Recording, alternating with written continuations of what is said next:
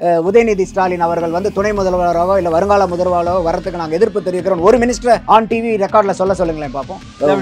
Minister பதவி தொடர்ந்து நீடிப்பாங்களா? உதயநிதிக்கு வந்து கோரிக்கைகள் வலுத்திருந்தாலும் அவருக்கு அந்த பதவிக்குண்டான தகுதிகள் வந்து இன்னும் வந்து சரிவர கைப்பக்குவப்படல. அப்போ இன்னைக்கு வந்து உங்களுக்கு ஸ்டாலின் அவர்கள் வந்து ஒரு 18 நாள் இன்னைக்கு இந்தியாவை விட்டு வெளியே போறாருன்னா, அண்ணாமலை போறது 3 மாசம் போறார். அப்போ அண்ணாமலை வந்து தனிப்பட்ட முறையில் இன்னைக்கு வேற எந்த பதவியும் கிடையாது. அவருக்கு வந்து கட்சி தலைவர். அப்போ இந்த பிஜேபி கட்சியை வழிநடத்த வேண்டிய பொறுப்பு அவர்கிட்ட இருக்கு. இன்னைக்கு அண்ணாமலை அவர்கள் வந்து ஒரு 90 நாள் வந்து மாநிலத்தில் இல்லைனாலும் அது எத்திராஜா கையில கொடுக்கும்போது அண்ணாமலை திரும்பி வரும்போது அவர் எந்த இடத்துல விட்டாரோ அந்த இடத்துல இருந்து ஆட்டத்தை ஆரம்பிக்க வேண்டியதில்லை. எடப்பாடி 8000 கோடி கொண்டு வராரா, நான் 18000 கோடி கொண்டு வரேன். Edappadi 40 company memoranda of understanding, நான் வந்து 800 கொண்டு வரேன். எடப்பாடி 37,000 தான் வேலை வாய்ப்பு கொண்டு வந்தாரா, நான் 3 லட்சம் கொண்டு வரேன். இதுல எல்லாம் ஒரு நல்ல போட்டி இருக்கிறத வரவேற்கணும். நம்ம எதிர்கட்சி காலேஜ்ல மட்டும் பண்றீங்க, ஆளுங்கட்சி காலேஜ்ல பண்றங்கிற விமர்சனத்தை வைக்கிறது நான் ரெடியா இல்ல. எல்லா காலேஜ்லயும் பண்ணுங்கன்னு வேணா நான் வைப்பேன். எந்தெந்த காலேஜ்ல எல்லாம் உங்களுக்கு வந்து போதை நடமாட்டம் இருக்குதுன்னு உங்களுக்கு தெரியும். இது வந்து லேட்.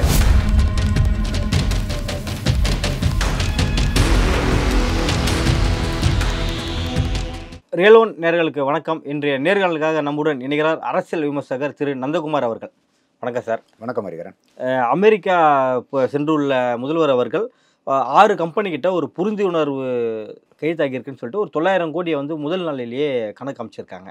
இதில் என்ன பார்த்தீங்கன்னா, இந்த 6 கம்பெனிகளை குறித்து நாம் தமிழர் கட்சி சீமான் வந்து ஒரு கேள்வி கேட்டிருக்காரு. தமிழர்களை புறக்கணிக்கும் இந்த கம்பெனிகளை எதற்காக புரிந்துணர்வு ஒப்பந்தங்கள் செஞ்சீங்க அப்படின்னு சொல்லிட்டு கேட்டிருக்காரு. இது ஒரு மாநிலத்தினுடைய தலைவரா முதல்வரா ஒருத்தர் போகும்போது அந்த நாட்டுக்கு தமிழ்நாட்டினுடைய வளர்ச்சிக்காக முதலீட்டு திட்டங்களை எப்படி கொண்டு வரணுங்கிறத தான் ஒரு குறிக்கோளாக வச்சு ஒரு முதல்வராக இருக்கிறவர் பயணிக்க முடியும். அந்த இடத்துல மெமரம் ஆஃப் அண்டர்ஸ்டாண்டிங் அவங்க போடுவாங்க. எந்த மாதிரி இண்டஸ்ட்ரி, நீங்கள் எந்த மாதிரி இன்வெஸ்ட்மெண்ட்ஸ் கொண்டு வர போகிறீங்க, எந்த மாதிரி கட்டமைப்பு, எவ்வளோ பேர்த்துக்கு வேலை வாய்ப்பு கொடுக்க முடியும், இதெல்லாம் வந்து அவங்க டிஸ்கஸ் பண்ணி எங்கள் நாட்டில் வந்து இன்வெஸ்ட் பண்ணுங்கள், தமிழ்நாட்டில் குறிப்பாக வந்து உங்களோட இன்வெஸ்ட்மெண்ட் பண்ணி உங்களுக்கு வேணுங்கிற நாங்கள் கவர்மெண்ட் சைட்லேருந்து என்னென்னலாம் உங்களுக்கு வசதி வாய்ப்பு செஞ்சு தரோம், எந்த அளவுக்கு வந்து மற்ற ஸ்டேட்டை கம்பேர் பண்ணும்போது தமிழ்நாடு வந்து உங்களுக்கு ஒரு ஆப்ட் மாநிலமாக இருக்குங்கிற இந்த டிஸ்கஷன் தான் நடக்கும். அப்போ இதில் கூட என்ன சொல்லப்படுதுன்னா, இப்போ இன்றைக்கி அந்த 6 கம்பெனியில் வந்து இந்த 900 கோடிங்கும் போது இந்த 6 கம்பெனியுமே ஏற்கனவே தமிழ்நாட்டில் இயங்கிட்டு இருக்கக்கூடிய கம்பெனிகள் தான். இது வந்து புதுசாக கம்பெனி இல்லை. ஏற்கனவே இது இருந்துட்டு இருக்கு. தமிழிசை சவுந்தரராஜன் கூட இதை பற்றி பேசியிருக்காங்க, இருக்கிறது தான். ஆனால் ஒரு கம்பெனி முன்னே இருந்து ஓடிய கம்பெனி. ஆமாம், அதனால வந்து திருப்பி அவங்க வரும்போது ஏற்கனவே இவங்க தமிழ்நாட்டுக்கு பரிச்சயமான கம்பெனிகள் தான். ஆனால் அடிஷ்னலாக முதலீடு வந்து கொண்டு வராங்க. ஏன்னா எப்பயுமே வந்து ஒரு கேபிட்டல் இன்வெஸ்ட்மெண்ட்டுங்கும் போது இருக்கக்கூடிய கம்பெனியோ இல்லை புதுசாக வரக்கூடிய கம்பெனியோ ஒரு கேபிட்டல் இன்வெஸ்ட்மெண்ட்டுன்னு வந்தாவே அது வந்து ஜாப் ஆப்பர்ச்சுனிட்டிஸை க்ரியேட் பண்ணும். ஸோ அதனால் வந்து தமிழிசை சவுந்தரராஜன் இருக்கிற கம்பெனியில் தானே கொண்டு வராங்கங்கிறது ஒரு பக்கம் அவங்க ஒரு விமர்சனமாக வச்சா கூட அதில் ஒரு 900 கோடி இன்றைக்கி வந்து அவங்க இன்வெஸ்ட் பண்ணுறாங்கங்கிறது ஒரு வகையில் பாராட்டத்தக்க தான். ஏன்னா அந்த 900 கோடிக்கு உண்டான வேலை வாய்ப்புகள் வந்து பெருகுமே. அப்போ இதில் சீமான் கேட்குற கேள்வி எப்பயுமே அவர் வந்து அவர் தமிழர் நலம் சார்ந்த அரசியல்ங்கிறத முன்னுக்கு வைக்கிறாங்க. எந்த இடத்துல வந்து நமக்கு திமுக மேலே வந்து ஒரு விமர்சனமும் ஒரு கேள்வியும் வருதுன்னா, 2021 தேர்தல் அறிக்கையில் 196வது அறிக்கை இது. எல்லாருமே நீங்கள் போய் உங்களுடைய தேர்தல் அறிக்கை எடுத்து திமுகனுடைய தேர்தல் அறிக்கை 2021 196வது பாயிண்ட் பார்த்தீங்கன்னாவே அதில் அவங்க வாக்குறுதி கொடுத்தது தமிழ்நாட்டில் இருக்கக்கூடிய அத்தனை பிரைவேட் கம்பெனிகளையும் தனியார் கம்பெனிகளையும் 75% லோக்கலில் இருக்கிற ஆளுங்களுக்கு தான் வேலை வாய்ப்பு கொடுக்குறோங்கிறது அவங்களுடைய வாக்குறுதியாக இருக்குது. ஆனால் இன்றைக்கி வந்து 3 ஆண்டுகளுக்கு மேலே கிராஸ் பண்ணிட்டாங்க. இன்னும் ஒரு 18 மாதத்தில் வந்து தேர்தல் வரப்போகுது. ஆனால் இந்த வாக்குறுதியை வந்து இன்றைக்கு வரைக்கும் அவங்க வந்து நிறைவேற்றுறதுக்கு உண்டான எந்த ஒரு முயற்சியும் எடுக்கலை. அப்போ இந்த மாதிரி எங்களுடைய கட்சியில் வந்து நாங்கள் ஒரு வாக்குறுதி கொடுத்துருக்கோங்கிறத பூரா இந்த புரிந்துணர்வு ஒப்பந்தம் செய்யக்கூடிய கம்பெனிங்களுக்கு சொல்லியிருக்காங்களா தெரியுமா? ஏன்னா இன்றைக்கி எல்லா கம்பெனியுமே இன்றைக்கி வந்து ப்ரைவேட் கம்பெனியில் போய் நீங்கள் 75% உங்கள் லோக்கலில் இருக்கிற ஆளை தான் போடுங்கன்னா கம்பெனி எப்படி அதுக்கு ரியாக்ட் பண்ணுவாங்கன்னு தெரியாது. அதனால தான் இன்றைக்கி வந்து அந்த திட்டத்தை செயல்படுத்தாமல் இருக்காங்களான்னு தெரியாது. அப்போ நீங்கள் தேர்தல் வாக்குறுதி ஒரு பக்கமும் அது வாக்குறுதியாக போட்டுங்கிறதுக்காக இருக்கா, இல்லை உண்மையாலுமே அது செயல்படுத்தக்கூடிய வாக்குறுதியாக திமுக கொடுத்துருக்காங்களாங்கிறது இந்த மூலியமாக நான் ஒரு கேள்வியாக எழுப்புறேன். இப்போ இவர் வந்து முதலீடு இன்வெஸ்டர் மாநாட்டுக்காக கலந்துக்கிறாரு இல்லையா? இல்லை மொத்தம் 18 நாட்கள் வந்து இந்த பயணம் வந்து குறிக்கப்பட்டிருக்கு. எத்தனை கோடிகளை இன்வெஸ்ட்மெண்ட்டாக தமிழகத்துக்கு கொண்டு வருவார் நம்ம எதிர்பார்க்கலாம்? ஏன்னா லாஸ்ட் இயர் எடப்பாடி போகும்போது இவர் ஒரு சேலஞ்ச் விட்டார், உங்களால் 5000 கோடிலேருந்து 6000 கோடி கொண்டு வர முடியுமா அப்படின்ட்டு. அதை மீறி வெறும் 14 நாட்களிலே ஒரு 8000 கோடி வந்து கொண்டு வந்து காமிச்சார். அது என்ன நான் இருக்குன்னு தெரியல, வெறும் MOUவாகவே இருக்காது. ஸோ இவர் அது என்ன எத்தனை கோடிகள் நம்ம எதிர்பார்க்கலாம்? இது இப்போ அவர் நீங்கள் சொன்ன மாதிரி எடப்பாடி போகும்போது இவர் ஒரு சர்க்காஸ்டிக்கலாக கமெண்ட் பண்ணார். அப்போ இவரெல்லாம் ஃபாரின் போகிறாரு, இவர் எங்கத்தை வந்து இன்வெஸ்ட்மெண்ட்டை கொண்டு வந்துட போகிறாரு எடப்பாடி அப்படின்னு சொல்லிட்டு ஒரு 5000 கோடி கூட இவரால் திரட்ட முடியாதுங்கிறதெல்லாம் விமர்சனமாக வச்சார். ஆனால் அவர் 41 புரிந்துணர்வு ஒப்பந்தங்கள் போட்டு 8830 கோடி, அதில் 37,300 வேலை வாய்ப்புகளை உருவாக்குறதுக்காக மெமரண்ட் ஆஃப் அண்டர்ஸ்டாண்டிங் வந்து சைன் பண்ணாங்க. அப்போ அந்த 14 நாள் அவர் வந்து அமெரிக்கா, யூகே, துபாய் இந்த 3 நாட்டுகளும் ட்ரைனேஷன் ட்ரிப்புன்னு போயிட்டு அதில் வந்து கூட ஒரு குறிப்பிட்ட இடத்துல போய் அந்த மாட்டு பண்ணைகளெல்லாம் வந்து எந்த அளவுக்கு டெக்னாலஜி இருக்குதுங்கிறத பார்த்து அதனுடைய லேர்னிங்ஸ் எல்லாம் கூட வந்து இப்போ புதுசாக கட்டமைச்சிட்டு இருக்கக்கூடிய கால்நடை மருத்துவக் கல்லூரிலையும் அந்த மாதிரி வசதி வாய்ப்பெல்லாம் கொண்டு வரணுங்கிறத இம்ப்ளிமெண்ட் பண்ணதெல்லாம் நம்மளால் பார்க்க முடிஞ்சுது. அப்போ என்னென்னா, நீங்கள் வந்து ஒரு நீங்கள் எதிர்க்கட்சி தலைவராக இருக்கும்போது முன்னாள் முதல்வர் போகும்போது நீங்கள் வந்து அதை வந்து ரொம்ப சர்க்காஸ்டிக்கலாக நீங்கள் கேள்வி கேட்டீங்க. அவர் நீங்கள் 5000 கேட்டதுக்கு 8830 கோடியை வந்து புரிந்துணர்வு ஒப்பந்தம் கொண்டு வந்தார். அப்போ இன்னைக்கு நீங்கள் ஒரு முதல்வராக போகும்போது அதே இன்னைக்கு பழைய முதல்வர் இன்னைக்கு எதிர்க்கட்சி தலைவராக இருக்கும்போது அவரை நீங்கள் பீட் பண்ணி காமிக்கணும். அவர் வந்து நீங்கள் இப்போ 41 புரிந்துணர்வு ஒப்பந்தம் 8830 கோடிக்கு முதலீடு 37,300 வேலை வாய்ப்புகளை வந்து அவர் கொண்டு வந்த மாதிரி அதை நீங்கள் பீட் பண்ணிங்கன்னா தான் உங்களுக்கு வந்து நீங்கள் அன்னைக்கு வந்து ஒரு விமர்சனம் வச்சதுக்கு பாரு நான் உன்னை விட நான் பண்ணி காமிச்சிருக்கேன்னா அந்த விமர்சனத்துக்கு ஒரு மரியாதை இருக்கும். நீங்கள் எந்த விதத்திலையாவது எடப்பாடி அவர்கள் கொண்டு வந்த 8830 கோடியை விட 41 மெமரண்டம் ஆஃப் அண்டர்ஸ்டாண்டிங்கை விட 37,300 வேலை வாய்ப்புகளை விட நீங்கள் கம்மியாக கொண்டு வந்தீங்கன்னா கண்டிப்பாக இதை வந்து அதிமுகவும் மற்ற கட்சிகளும் உங்களை விமர்சிக்க தான் செய்வாங்க. அது வந்து நம்ம பொறுத்திருந்து தான் பார்க்கணும். இன்னும் இவர் செப்டம்பர் 14 ரிட்டர்ன் வராரு. வந்ததுக்கப்புறம் அவர் போகும்போதே சொன்னார், நான் வந்ததுக்கப்புறம் உங்களுக்கு விளக்கம் எல்லாம் கொடுக்குறேன். ஏன்னா இவங்க இந்த மாதிரி எடப்பாடி வந்ததுக்கு அப்புறமே ஸ்டாலின் கேட்டிருந்தாரு, என்ன இதெல்லாம் நீங்கள் என்ன பண்ணுறீங்கன்னா. அதுக்கப்புறம் எடப்பாடி வந்து பெருசாக டீட்டெயில்டாகவே ஒரு ரிப்போர்ட்டாகவே கொடுத்தாரு. இதை அந்த மாதிரி வந்து போயிட்டு வந்து நானும் ரிப்போர்ட் கொடுக்குறேன்னு சொல்லிட்டு தான் முதலமைச்சர் போயிருக்காரு. அவர் வந்ததுக்கப்புறம் எந்த அளவுக்கு புரிந்துணர்வு ஒப்பந்தங்கள் நடந்தது. ஏன்னா ஒரு தமிழ்நாட்டில் இருக்கக்கூடிய ஒரு தமிழனா அதிகமாக ஈட்டுட்டு வந்தானா நம்மளை விட பெருமைப்படுறதுக்கு யார் இருக்க போறா? தமிழகம் வளரணுங்கிறது எல்லாத்துக்கும் சந்தோஷம் தானே. இதுலெல்லாம் போட்டி இருக்கணும். எடப்பாடி 8000 கோடி கொண்டு வராரா, நான் 18,000 கோடி கொண்டு வரேன். எடப்பாடி 40 கம்பெனி மெமரண்ட் ஆஃப் அண்டர்ஸ்டாண்டிங்கா, நான் வந்து 800 கொண்டு வரேன். எடப்பாடி 37,000 தான் வேலை வாய்ப்பு கொண்டு வந்தாரா, நான் 3 லட்சம் கொண்டு வரேன். இதுலெல்லாம் ஒரு நல்ல போட்டி இருக்கிறத வரவேற்கணும். நம்ம வெறும் விமர்சனமா போயிடக்கூடாது. அந்த விமர்சனம் வச்ச வாய் இன்னைக்கு வந்து அதை வந்து ஒரு போட்டியா அவருக்கு வச்சுக்கிட்ட கூடிய ஒரு சவாலா எடுத்து எடப்பாடியினுடைய எல்லா மைல்ஸ்டோனையும் கிராஸ் பண்ணி வந்தாருன்னா அட்டகாசமா இருக்கும். அவர் அன்னைக்கு வச்ச விமர்சனத்தை அவர் ஆமா பாருங்க அன்னைக்கு நான் சொன்னேன், இன்னைக்கு நான் முதலமைச்சரா செஞ்சு காமிச்சேன்னு நல்லாவே பொதுமக்கள்கிட்ட பெருமையா சொல்லலாம். அது எல்லாருமே நம்ம வரவேற்கலாம். அண்ணாமலை வந்து படிப்புக்காக லண்டன் போயிருக்காரு. ஸோ இதுக்கு வந்து கட்சியே இந்த குறிப்பிட்ட காலத்தில் கட்சியை நிர்வகிக்கிறதுக்காக ஒரு 6 பேர் கொண்ட குழு வந்து ஃபார்ம் பண்ணியிருக்காங்க, எச் ராஜா தலைமையில். ஸோ அதே நேரத்தில் இவரும் இன்வெஸ்டருக்காக போயிருக்காரு முதல்வர் ஸ்டாலின் அவர்கள். அப்போ இங்கே அரசை நிர்வகிக்கிறது யாராவது ஒருத்தரை ஷஃபிள் பண்ணிட்டு ஒருத்தரை அலாட் பண்ணிட்டு போனோம் இல்லையா? இல்லை, இது தேவையில்லை. இன்னைக்கு இல்லை அங்கேருந்து எல்லாத்தையும் இது பண்ண முடியாது. ஒரு எமர்ஜென்சியோ இல்லை ஏதாவது இப்போ பார்த்தீங்கன்னா தொடர்ந்து டே பை டே நேற்று பார்த்தீங்கன்னா திருச்சியில் ஒரு பெரிய இஷ்யூ அளவு வந்திருக்கு. தொடர்ந்து காலேஜில் இப்போ ரெய்டு நடந்துட்டு இருக்கு. அதெல்லாம் பார்த்தீங்கன்னா லா அண்ட் ஆர்டர் டெய்லி என்ன எப்படி இருக்குன்னு தெரியலாம். ஒரு சில மரணங்கள் தொடர்ந்து ஒரு இதுவாயிடுச்சு இன்னைக்கு. இல்லை, இது நீங்க அப்படின்னும் போது ஏற்கனவே ஒரு நீங்க 2 விதத்துல பார்க்கணும். இதை ஒரு கட்சியை வழி நடத்துறது வேற, ஒரு அரசாங்கத்தை வழி நடத்துறது வேற. அரசாங்கம்ங்கிறது வந்து அதிகாரிகள் ஏகப்பட்ட பேர் இருக்காங்க, ஏகப்பட்ட டிபார்ட்மெண்ட்ஸ் இருக்குது, அதுக்குண்டான செக்ரட்டரியேட்ஸ் இருக்காங்க, அதுக்குண்டான மினிஸ்டர்ஸ் இருக்காங்க. கட்சிங்கிறது வந்து அந்த ஒரு பர்டிகுலர் தலைமை தான் அதை வழி நடத்தணும். அப்போ இந்த இடத்துல பார்க்கும்போது கட்சியை நடத்துறதுக்கும் அரசாங்கத்தை நடத்துறதுக்கும் வித்தியாசங்கள் இருக்குது. அப்படியே இருந்தாலும் இன்னைக்கு நீங்கள் சொல்லி தெரியணுங்கிற அவசியம் இல்லையா? இப்போ இன்னைக்கு ஸ்டாலின் இல்லைன்னா யார் அங்கே பெருசாக முன்ன நின்று நடத்த போகிறாங்க? உதயநிதி ஸ்டாலின் இருக்காரு, வரப்போகிற அவர் தானே வந்து அடுத்த வாரிசுங்கிற அளவுக்கு எல்லாருமே இன்னைக்கு எல்லாத்துக்கும் தெரிஞ்சது தான், அறிஞ்சது தான். அவங்க வந்து பிரகடனப்படுத்தலையே ஒழிய வலுத்து இருக்குது, ஆனால் இன்னும் பழுக்கலன்னு தான் சொல்லியிருக்காரு. அப்போ வந்து இவருக்கு உண்டான தகுதிகளை வந்து இன்னும் உதயநிதி வந்து அதிகமாக இன்னும் வளர்த்திக்க வேண்டியது இருக்குதுன்னு சொல்லிட்டு ஸ்டாலின் அவர்களே அவர் அந்த விமர்சனமாக சொல்கிற மாதிரி தான் பார்க்க முடியுது. அது ஏற்புடையதான் தான். அப்போ நீங்கள் உள்கட்சியில் இருக்கிறவங்க பூராமே இவருக்கு உடனே நீங்கள் chief minister, deputy chief minister கொடுங்கிறதுக்காக கொடுக்க முடியாது. அவருக்கு வலுத்திருக்குதே ஒழிய பழுக்கலங்கும் போது என்ன, ஒரு காய் பழுத்தாதான் அது நம்ம சாப்பிட்றதுக்கு ருசியாக இருக்கும். அந்த மாதிரி அவர் என்ன ஃபீல் பண்ணி அந்த கருத்தை சொல்லியிருப்பாருங்கிறது என்னுடைய யூகமாக படுதுன்னா, உதயநிதிக்கு வந்து கோரிக்கைகள் வலுத்திருந்தாலும் அவருக்கு அந்த பதவிக்குண்டான தகுதிகள் வந்து இன்னும் வந்து சரிவர கைப்பக்குவப்படலை. அதுக்கு உண்டான காலம் வரட்டும், அப்புறம் நம்ம அனௌன்ஸ் பண்ணலான்னு ஒரு ஸ்டாலின் சொன்னதாக தான் முதல்வர் சொன்னதாக தான் நான் பார்க்குறேன். அப்போ இன்னைக்கு வந்து உங்களுக்கு ஸ்டாலின் அவர்கள் வந்து ஒரு 18 நாள் இன்னைக்கு இந்தியாவை விட்டு வெளியே போகிறாருன்னா, அண்ணாமலை போகிறது 3 மாதம் போகிறார். அப்போ அண்ணாமலை வந்து தனிப்பட்ட முறையில் இன்னைக்கு வேறு எந்த பதவியும் கிடையாது, அவருக்கு வந்து கட்சி தலைவர். அப்போ இந்த பிஜேபி கட்சியை வழிநடத்த வேண்டிய பொறுப்பு அவர்கிட்ட இருக்குது. அப்போ அவர் இல்லைன்னா தலைமையற்ற கட்சியாக மாறிடுங்கிறனால தான் என்ன பண்ணுறாங்க, அவங்க வந்து இந்த ஒருங்கிணைப்பு குழுவை கிரியேட் பண்ணிவிட்டு அதுக்கு வந்து ஹெச் ராஜா அவர்களை வந்து கன்வீனராக போட்டு மீதி இருக்கக்கூடிய அந்த 5 பேருமே ஸ்டேட் கமிட்டியில் ஏற்கனவே இருக்கிறவங்க தான். 2 ஸ்டேட் வைஸ் பிரசிடென்ட், 2 பேர் ஜெனரல் செக்ரட்டரி, ஒரு ட்ரெஷரர். ஸோ அவங்கெல்லாம் சேர்த்து இருக்கும்போது அண்ணாமலை அவர்கள் வந்து எந்த அளவுக்கு வீரியமாக இந்த கட்சியை இப்போ கடந்த காலத்தில் கொண்டு போயிட்டு இருந்தாரோ அதே வீரியத்தை விட கொண்டு போகணும். ஏன்னா விட்ட இடத்துலேருந்தே 3 மாதம் கழிச்சு அவர் வந்து தொடங்கிடக்கூடாது அப்படிங்கிறதுக்காக தான் என்ன பண்ணுறாங்க, இதில் வந்து அந்த சீனியர்களாக சொல்லப்படக்கூடிய ஆளுங்களுக்கு கூட பெரிய வாய்ப்பு இல்லை, ராஜாவை தான் கொண்டு வராங்க. ஏன்னா ராஜாவும் வந்து கொஞ்சம் அக்ரெசிவான ஆள், அண்ணாமலை மாதிரி எந்த ஒரு கருத்தும் தம் மனசுக்கு பட்டதை வெளிப்படையா பேசக்கூடிய ஆளு, எந்த கட்சியா இருந்தாலும் எதிர்த்து கேட்கக்கூடிய கேள்வி கேட்கக்கூடிய ஆளு. அப்போ நான் எப்படி அதை பார்க்குறேன்னா, இன்னைக்கு அண்ணாமலை அவர்கள் வந்து ஒரு 90 நாள் வந்து மாநிலத்தில் இல்லைனாலும் அது ஹெச் ராஜா கையில் கொடுக்கும்போது அண்ணாமலை திரும்பி வரும்போது அவர் எந்த இடத்துல விட்டாரோ அந்த இடத்துல இருந்து ஆட்டத்தை ஆரம்பிக்க வேண்டியதில்லை. இவர் வந்து அந்த ரிலே ரேஸில் பார்த்துருப்போம் இல்லையா, ஒருத்தர் ஓடிக்கொண்டு போய் அதை கொடுத்த உடனே இன்னொன்று அடுத்த தூக்கி ஓடுவார். அப்போ இந்த மாதிரி அண்ணாமலை இப்போ அந்த கொடுத்த பேட்டில் தூக்கிட்டு ஓடக்கூடிய ஆள் யாரு இங்கே தமிழகத்தில் இருக்காங்கன்னு பார்க்கும்போது ஹெச் ராஜா. அவர் வந்து நேஷனல் எக்ஸிகூட்டிவ் கமிட்டி மெம்பராகவும் இருக்காரு.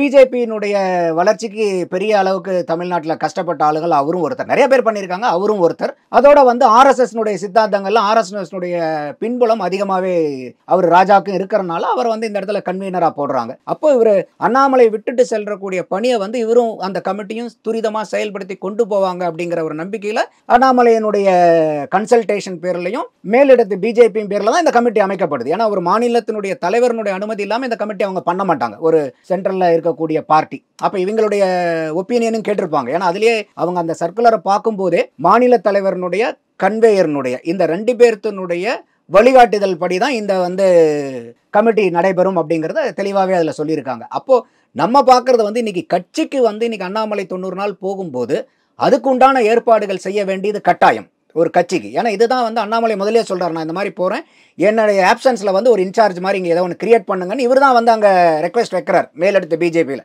ஸோ அதை எடுத்துகிட்டு இவங்க வந்து ஃபார்ம் பண்ணுறாங்க.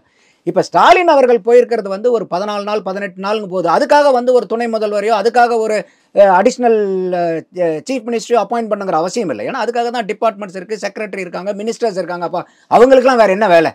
அப்படியே இல்லைனாலும் யதார்த்தமான உண்மை என்ன, இன்னைக்கு வந்து ஸ்டாலின் இல்லைன்னா அடுத்தது செகண்ட் பிளேஸில் யார் இருக்காங்க?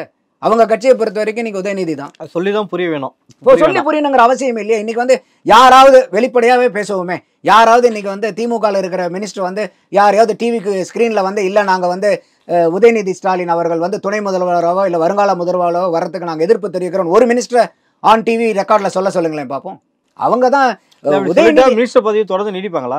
அதை தான் நான் கேட்குறேன். அப்போ அவங்களே என்ன சொல்றாங்க, ஸ்டாலின் என்ன, உதயநிதி என்ன சார், அவர் பையன் வந்தா கூட நாங்கள் ரெடியாக தானே இருக்கோம்னு சொல்றாங்க. அப்போ அந்த அளவுக்கு அவங்க வந்து அந்த கட்சியில் இருக்கக்கூடிய மினிஸ்டர்கள் வந்து அவங்க சிறமேற்கொண்டு அந்த பணியை செய்ய இருக்கும்போது அவங்களுக்கு ஒன்றும் பிரச்சனையே இல்லையா அந்த இடத்துல கட்சி உள்கட்சிக்குள்ளார? இல்லை, கலைஞர் முதல்வராக இருக்கும்போது ஸ்டாலின் அவர்களுக்கு துணை முதல்வர் பதவி கொடுக்கப்பட்டது. இப்போ ஸ்டாலின் முதல்வராக இருக்கும்போது இவரோட பேர் தான் அடிபடுது, உதயநிதி பேர் தான் அடுத்த துணை முதல்வர் இவர் தான் வரணும்னு சொல்லிட்டு வலுத்துக்கிட்டே இருக்குது. ஸோ இந்த கட்சியில் இவங்க கலைஞரோட கட்டுப்பாட்டில் தான் இவங்க எல்லாருமே அடுத்த 2ஆம் கட்ட தலைவர்கள் எல்லாருமே வளர்ந்து வராங்க. துரைமுருகனாக இருக்கட்டும், கே நேருவாக இருக்கட்டும், எல்லாருமே அறிவாற்றல் உள்ளவர்கள் தான். கலைஞரே பல இடத்துல அவர் சொல்லியிருக்காரு. ஸோ இந்த துணை முதல்வர் பதவிக்கோ அடுத்த தலைவர் பதவிக்கோ இந்த 2ஆம் கட்ட தலைவர்கள் யாருக்குமே லாக்கி இல்லை அப்படின்னு சொல்லிட்டு திமுக நினச்சிடுச்சா, இல்லை அந்த குடும்பத்திலேருந்து வரவங்களுக்கு மட்டும்தான் இந்த திறமை இருக்குன்னு சொல்லிட்டு அவங்க நினச்சிட்டாங்களா? இல்லை, திமுகவை பொறுத்த வரைக்கும் உங்களுக்கு எப்படிங்கிறது யதார்த்தமாக தெரியும். எல்லாரும் வைக்கக்கூடிய குற்றச்சாட்டு இப்போ அவர்கிட்ட வலுத்து இருக்குதுன்னு ஸ்டாலின் அவர்கள்ட்ட கேட்கும்போதே கூட இல்லை இதெல்லாம் வந்து தேவையற்ற கோரிக்கைங்கிறதெல்லாம் அவர் எங்கேயுமே சொல்லலை. வலுத்து இருக்குதே ஒழிய பழுக்கலன்றார். அப்போ பழுக்கலன்னா என்ன, கொஞ்ச நாள் பொறுத்துருங்க பழுத்துரும். அப்போ அடுத்த பழம் அதுதாங்கிறது தான் யதார்த்தமாக சொல்கிறார். அப்போ இது எல்லாத்துக்குமே அந்த கட்சியில் இருக்கிறவங்களுக்கு தெரியும். ஸ்டாலினுக்கு அப்புறம் உதயநிதி தான் வருவார், உதயநிதிக்கு அப்புறம் அவர் பையன் தான் வருவாருன்னு. அப்போ அவங்களுக்கு கட்சியில் இருக்கிறவங்களுக்கு கூறா என்னன்னா, இதுவும் ஒரு வகையில் வந்து அவங்களும் வந்து ஒரு வாய்ப்பாக பார்க்குறாங்க. மற்ற தலைவர்களாம் என்ன வாய்ப்பாக பார்க்குறாங்கன்னா, சரி நீங்கள் உங்கள் பையனை கொண்டு வரீங்களா, ரைட், அப்போ நாங்களும் எங்கள் பசங்களை கொண்டு வந்துக்கிறோம். அப்போ நீங்கள் உங்கள் பசங்களை கொண்டு வரும்போது நாங்களும் எதுவும் கேள்வி கேட்கல, எங்கள் பசங்களை நாங்கள் கட்சிக்குள்ளார பதவிக்குள்ளார கொண்டு வரும்போது நீங்களும் எங்களுக்கு எதுவும் கேள்வி கேட்காங்க, எங்களுக்கு வந்து ஹெல்ப் பண்ணுங்க. ஸோ இது வந்து ஒரு மியூச்சுவல் அண்டர்ஸ்டாண்டிங்காக போகிற மாதிரி தான் நான் பார்க்குறேன். வெளியிருக்கிற நம்ம வந்து 1008 விமர்சனங்கள் பண்ணிட்டு இருக்கோம். ஆனால் அந்த கட்சியில் இருக்கிறவங்க சரி சார் நீங்கள் அந்த மாதிரி ஒரு லூப் ஹோலில் வரீங்களா, உங்கள் பையனை கொண்டு வரீங்களா, வெரி குட் ஜிந்தாபாத் போடலாம். அடுத்தது என்ன பண்ணுவாங்க, அவங்களாம் அவங்க பையனை கொண்டாடாம விட்டுருவாங்களா? ஒரு தலைவருடைய பையனே வந்து அடுத்ததாக வரும்போது கீழே இருக்கிற தொண்டன் போனால் என்ன பண்ணுவான், ஓ தலைவர் வந்து பையனை கொண்டு வரும்போது நம்மளும் பையனை தலைவனை தானே ஃபாலோ பண்ணணும் தொண்டன், அப்போ அவர் பையனை கொண்டு வரும்போது நம்ம பையனை கொண்டு வரலாம். இப்படி தான் வரும். தமிழ்நாட்டில் தொடர்ந்து பல கல்லூரிகளில் நேற்றுலேருந்து இன்னைக்கு வரைக்கும் ரெய்டு நடந்துட்டு இருக்கு. எதை குறித்து அங்கே ரெய்டு நடக்குது? ஏன் திமுக சார்ந்த ஆளுமைகள் நடத்தக்கூடிய கல்லூரிகளில் இந்த ரைடு வந்து நடக்கலை? ஸோ அகேன்ஸ்டாக இருக்கவங்க காலேஜில் தான் தொடர்ந்து இந்த ரைடு வந்து நடந்துட்டு இருக்கு. இது நான் எப்படி பார்க்குறேன்னா, இன்றைக்கி சமீபமாகவே வந்து ஒரு 1, 1.5 ஆண்டுகளாகவே தமிழ்நாட்டில் வந்து போதை கலாச்சாரம் அதிகமாயிருச்சு. ட்ரக்கினுடைய மூவ்மெண்ட் அதிகமாக இருக்குது. இதனால் வந்து இளைஞர்கள் வந்து கெட்டு போயிட்டுருக்காங்கங்கிற குற்றச்சாட்டு பயங்கரமாக இருக்குது. அது வெளி இடத்துல நம்ம சுற்றி பார்க்கும்போது ஒரு யதார்த்தமா அதெல்லாம் ஒரு பரவலாக இருக்கிற மாதிரி தான் தெரியுது. இன்றைக்கி வந்து சென்னை சிட்டி எடுத்துக்கிட்டிங்கன்னா, கஞ்சா புழங்காத இடமே இல்லைங்கிற அளவுக்கு ஆயிடுச்சு. அதுக்கப்புறம் நிறையா வந்து ட்ரக்குலாம் நிறையா போய்கிட்டு இருக்கு. அதில் பல கட்சி சம்மந்தப்பட்ட ஆளுங்களே அதில் இன்வால்வ் ஆகியிருக்காங்கங்கிறதெல்லாம் நம்ம செய்திகளாக பார்த்தோம், படித்தோம். அப்போ இந்த இடத்துல என்ன நான் பார்க்குறேன்னா, இன்றைக்கி இது வந்து எதிர்க்கட்சி பற்றி இது பண்ணுறாங்களா, இல்லை ஆளுங்கட்சியினுடைய காலேஜாங்கிறதுல என்னுடைய வாதம் இல்லை. என்னுடைய வாதம் என்னன்னு கேட்டிங்கன்னா, பாயிண்ட்டு எந்த காலேஜில் எந்த இடத்துல ட்ரக் இருந்தாலும் அதை அழிக்கணும்.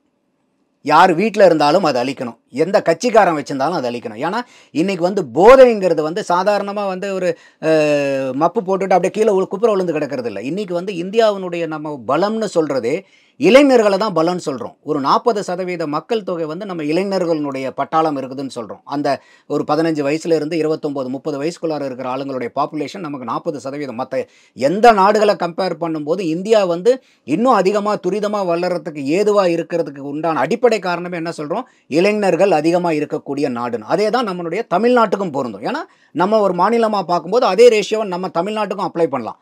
அப்போது இன்றைக்கி வந்து ஒரு போதை கலாச்சாரம் வரும்போது அது சாதாரண போதை மட்டும் அல்ல, அதில் வந்து 1008 புத்தி பேதளிப்பு நடக்குது. அப்போ என்னென்னா ஒரு ஒரு ஒரு போதை உள்ளார போகும்போதே அறிவு மழுங்கிருது. அப்போ ஒரு மனிதன் அரிதறிது மானிடராய் பிறத்தல் அரிதுங்கிறது என்ன, மற்றவனை விட உனக்கு வந்து 6th சென்ஸ் நல்லா வேலை செய்யுது, உனக்கு சிந்திக்கக்கூடிய திறன் இருக்குது, நல்லது கெட்டது எதுன்னு பகுப்பாய்ஞ்சு அதை வந்து தேவையோ தேவையில்லையோ நல்லதை மட்டும் செய்யணுங்கிற ஒரு அறிவை வந்து ஆண்டவன் உனக்கு கொடுத்துருக்கான். உன்னுடைய தேவைக்கு மட்டும் பயன்படுத்தாமல் உலக உயிர்களுடைய தேவைக்காக பயன்படுத்தணுங்கிறது தான். அதனால தான் இந்த மனிதனுடைய பிறப்பு அரிதுன்னு சொல்கிறாங்க.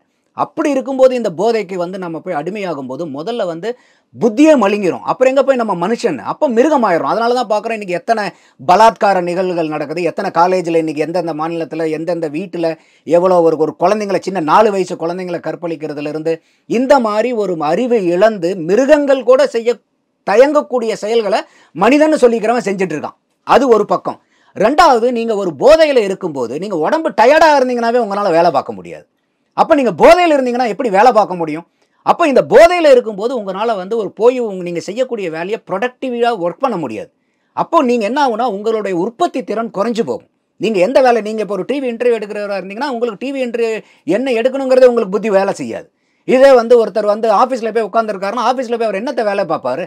அப்போ அந்த மாதிரி இருக்கும்போது இந்த போதைன்னு உள்ளார வரும்போது உங்களுடைய உற்பத்தி திறனை முழுமையாக கெடுத்துரும். ஒரு பக்கம் பலாத்காரம் எப்படி கரெக்டாக நடக்குது இது, அதாவது மனிதனுடைய பரிணாம வளர்ச்சின்னு சொல்லுவோம். அதாவது மிருகத்திலிருந்து தான் மனிதன் வளர்ந்துட்டு வந்தான். அப்போ மிருகத்திலேருந்து வளர்ந்துட்டு வந்துடுற நம்மக்கிட்ட மிருகத்தினுடைய ஜீன் இன்னும் இருக்குது. அதை வந்து எக்ஸ்பிரஸ் ஆகலை. அந்த மிருகத்தினுடைய ஜீனை எக்ஸ்பிரஸ் பண்ணுற கெப்பாசிட்டி மதுவுக்கும் இந்த ட்ரக்குக்கும் அதிகமாக இருக்குது. அப்போ இந்த அறிவு இழக்கும் போது, ஏன்னா அறிவு இருக்கும் வரைக்கும் உங்களுக்கு அந்த ஜீனுடைய எக்ஸ்பிரஷனை வந்து இன்டர்னல் அந்த பாடி வந்து சிஸ்டம் கரெக்ட் பண்ணிட்டு இருக்கும். எப்போ உங்களுடைய அறிவு மழுங்குதோ அப்போ நீங்கள் மனுஷனாகவே இருக்க மாட்டீங்க. ஏன்னா போதை வந்து எனக்கு என்ன பேசுனே தெரியலப்பான்பான் காலையில் எந்திரிச்ச உடனே, நானா சொன்னேன், நானா பண்ணினேன், நானா திட்டினேன்பான். அப்போ என்ன அர்த்தம், நீயாவே இல்லை. அப்போ ஒரு மனுஷனாவே இல்லாத இடம். அப்போது இந்த இடத்துல யார் அதிகமாக போய் இதுக்கு பாதிக்கப்படுறாங்கன்னா இளைஞர்கள் தான் பாதிக்கப்படுறாங்க, மாணவர்கள் பாதிக்கப்படுறாங்க, வரப்போகிற சந்ததியினர். இன்னைக்கு வந்து ஒரு 60 வயசாலோ 70 வயசாலோ போய் போதையில் அடிமையாகிறதுல வீட்டில் இருக்கிறவங்க கூட கண்டுக்க மாட்டாங்க. அட இவர் வந்து வயசானவர், இவர் எப்படி போனால் என்னன்னு விட்டுருவாங்க. ஆனால் இன்னைக்கு வந்து இளைஞர்கள் தான் இதில் வந்து என்ன இருக்குது ஏது இருக்குன்னு அவனுக்கு வந்து ஒரு ஆன்சியஸ்னஸ், ஒரு கியூரியாசிட்டி, கூட இருக்கிறவன் பண்ணுறானே நம்மளும். இது வந்து ஒரு மாஸ் ஹீரோயிசம் மாதிரி காமிக்கிறாங்க. இதில் சினிமாவுக்கும் ஒரு பங்கு இருக்குது. இன்றைக்கி சினிமாவில் வந்து ஒரு நல்ல ஹீரோ, ஒரு கண்ணியமான ஹீரோவை காமிச்சா இவன் அம்மாஞ்சி மூஞ்சியாக இருக்கான்றான். அப்போ அந்த ஹீரோவை கூட இன்றைக்கி என்ன காமிக்க வேண்டியதாக இருக்குது, ஒரு ரவுடிசம் பண்ணுறவனா காமிக்க வேண்டியதாக இருக்குது, நல்ல புகை விடுற ஆளாக காமிக்க வேண்டியதாக இருக்குது, நான் இப்போ ஒரே கையில் 10 பேர்த்து அடிக்கிறவன். ஸோ அப்போ இந்த மாதிரி ஒரு ஹீரோயிஸை டெவலப் பண்ணும்போது என்ன ஆகுறாங்கன்னா இதில் வருங்கால சந்ததியினர் பூரா இதுக்கு ஈல்ட் ஆகுறாங்க. அப்போ அவன் என்ன நினச்சிக்கிறான், ஹீரோன்னா இந்த கெட்ட பழக்கம்லாம் நமக்கு இருந்தால் தான் ஹீரோ அப்படிங்கிறத அவன் ஸ்வீகரிச்சுக்கிறான், தவறான முறையில், தப்பான எண்ணங்களில். அப்போ என்ன ஆகுது, இது இளைஞர்கள் போய் அதிகமாக ஈடுபடும் போது நம்மளுடைய வருங்கால இந்தியா, வருங்கால தமிழ்நாடே இது ஒட்டுமொத்தமாக பாதிக்கும். அப்போ இந்த மக்களை, குறிப்பாக இந்த இளைஞர்களை இந்த போதை கலாச்சாரத்திலேருந்து மீட்டெடுக்க வேண்டியது அரசாங்கத்தினுடைய கடமை மட்டும் இல்லை, உங்களுடைய கடமையும் என்னுடைய கடமையுமா தான் நான் பார்க்குறேன். அப்படி இருக்கிற பட்சத்தில் இன்றைக்கி வந்து நீங்கள் ஏன் எதிர்கட்சி காலேஜில் மட்டும் பண்ணுறீங்க, ஆளுங்கட்சி காலேஜில் பண்ணுறங்கிற விமர்சனத்தை வைக்கிறதுக்கு நான் ரெடியாக இல்லை. எல்லா காலேஜ்லையும் பண்ணுங்கன்னு வேணால் நான் வைப்பேன்.